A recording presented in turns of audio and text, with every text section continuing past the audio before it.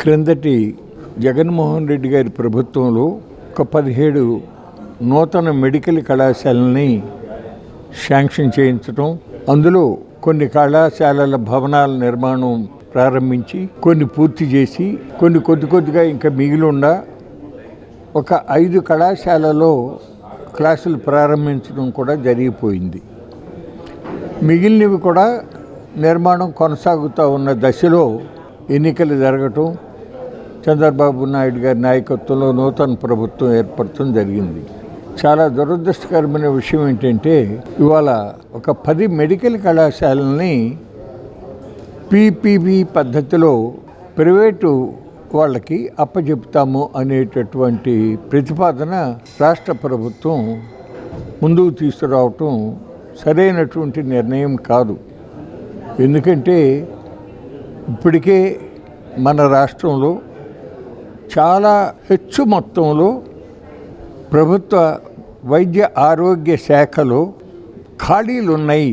26,000 అని చెప్పాడు ఆరోగ్య శాఖ మంత్రి సత్యకుమార్ యాదవ్ గారు.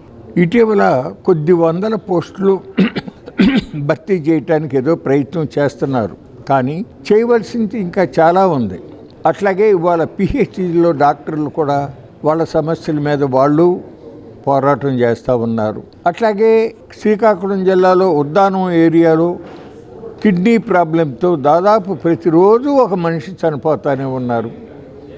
కిందసారి జగన్మోహన్ రెడ్డి గారి గవర్నమెంట్లో అక్కడ ఈ కిడ్నీ ప్రాబ్లం గురించి ఒక హాస్పిటల్ రీసెర్చ్ సెంటర్ అది పెట్టారు. కానీ అక్కడ సమస్య ఏమవుతుందంటే డాక్టర్లు నిలకడగా ఉండటంలా. కాబట్టి అక్కడ పనిచేసే డాక్టర్లకి కొంత అదనంగా జీతంలో కానీ లేక ప్రత్యేకంగా కొంత గ్రాంట్ కానీ ఏదైనా ఏర్పాటు చేసి నిలకడగా అక్కడ ఉండి ఆ పేద ప్రజానీకానికి సేవలు అందించే విధానం చెయ్యాలి.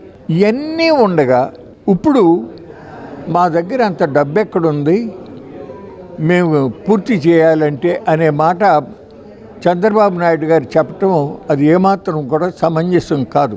ఇవాళ అవసరం లేని వాటికి దాదాపు ఒక 15-20 సంవత్సరాల తర్వాత కానీ అవసరం కానటువంటి పనులకి ఇవాళే చాలా వేగంగా చాలా తొందరపాటుతో వేల కోట్ల రూపాయలు ఖర్చు పెడుతున్నారు.